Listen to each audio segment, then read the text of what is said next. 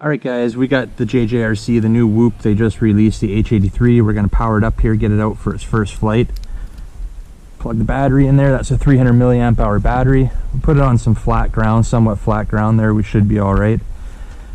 I'm going to take the transmitter now. Now I did have a little bit of problem binding it yesterday, but we'll see. There, it's bound. The light is solid. We're going to hit the calibration button now.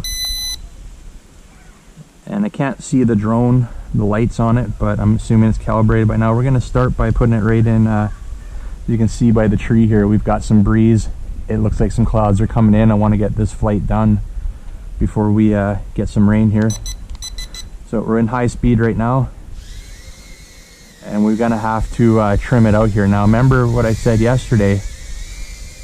To trim it, we got to hit the right throttle down. There we go. I'm a little higher than I wanted to be, but I'm going to get a little lower because of the wind. Handle's alright once it's trimmed out.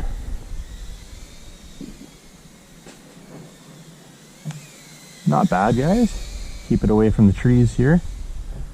Now they say it's got a 50 to 60 meter range here, and that it has 5 to 6 minutes flight time.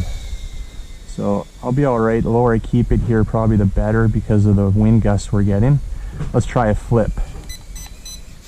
Nice fast flip on it. Did take a little bit to recover there. Let's get it down a bit again. Let's try another flip. Get it up a little higher this time for the flip. Nice. Yeah, good flips on that one. Rolls. A little bit to recover on the rolls. The flips seem to recover a little bit better. We'll try another roll. We got a little bit of wind picking up here. It's all good. And you can see I'm in third rate. I got full throttle, full forward, and even with a little bit of breeze, it struggles. There's no headless mode on this thing. We're in first rate right now. And first rate basically with the wind we currently have, which is not bad. It can't handle it. But with the third rate that is in right now, it seems alright. Seems like it can handle light winds. Definitely going to be a good indoor flyer. Very responsive on the controls, and like I mentioned yesterday, or I guess in the last video, with the new transmitter here, definitely a lot more comfortable and easier to control. I'm going to keep it a little bit lower.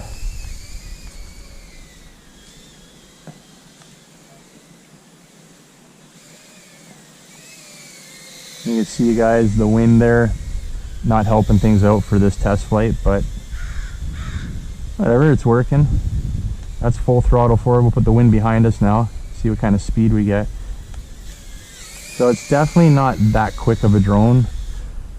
And that may be due to the excessive weight, or not excessive, I should say, the added weight from the original like 836 models were 10 grams lighter than this, but we do have bigger motors on this one. Sun's out, that's good. Do some barrel rolls here. Try to keep it out of the trees there. I almost got it hung up in the tree there. My backyard's not exactly, there, we're into a tree. My backyard's not exactly the best for flying here. It's kind of tight, lots of trees. Alright guys, we recovered it from putting it into the apple tree there.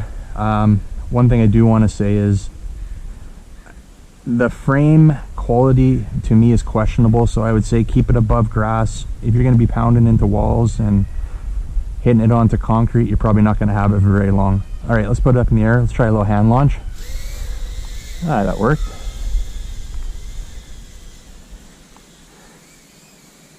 I'm probably going to end up putting a little FPV camera on this thing and doing a little FPV flight in the house at some point, and we'll definitely share that with you guys.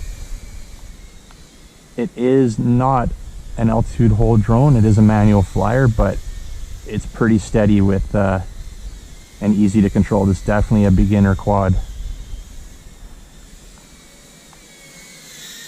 No complaints with it so far.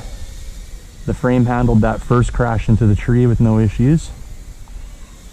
Knowing myself, I am gonna probably keep it above grass for my flights or in a open area in the house, because I'm pretty sure this wouldn't last long with the way I fly. Wind's starting to pick up a little bit more, guys. Still able to control it though. Now we've got blinking lights, so we're in LVC mode now. They advertise 5 to 6 minutes of flight time.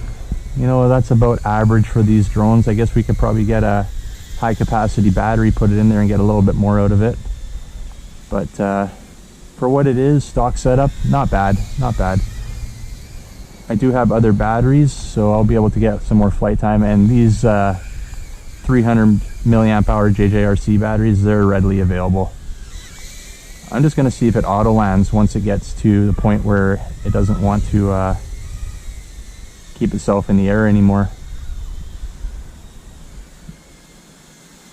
Yeah, let's get a closer look at it here.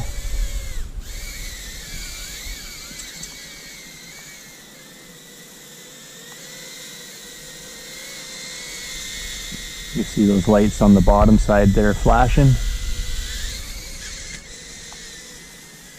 And that's about it, guys. It's not staying airborne anymore. Alright guys, that's the JJRC H83. We just had it out for its first test flight. Overall, I thought it did pretty damn good. We did have some pretty decent wind out there, and in third rate, no issues. I thought it was great. We didn't really get to testing out the yaw rate or anything like that, but we did test out the flips and the rolls. Those were tight. And we didn't really test out the range of it either. I was in my backyard. Good enough to fly this drone. They only advertise a 50 to 60 meter range on this, which is plenty for this drone. They also advertise about a 5 to 6 minute flight. I think we were maybe closer to 4 minutes, but we did have it in high rate, and with that wind, I can see why the flight would be less, the flight time. But yeah, the only thing I'm still questioning on this drone is the durability of the frame. I love the look of it, but I'm still not sold on the durability of it. We did have a smack into one of the trees out there. It did handle it no issues, but I'm still going to say, if you're flying indoors, you're smacking into walls.